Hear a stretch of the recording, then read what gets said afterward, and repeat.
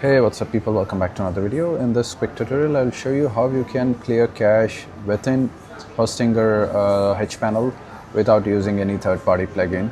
Okay, a lot of people are using this third-party plugin. They are good, but if you have a very small website or if you have a very cheap plan, what happens is if you have like 3 or 4 or at least 2 cache clearing plugins that will have a load on your website, and it might slow it down instead of fastening it up. So from the Hostinger, you just need to log into your Hpanel and go to websites list, and select the website that you want to clear cache, and open the dashboard. Click on this dashboard button, and this will open a whole lot of options like file manager, database, and all the other security and whatever that Hostinger provides. So you have a section here called clear cache.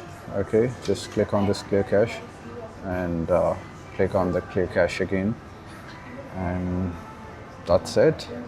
You can see cache cleaned successfully.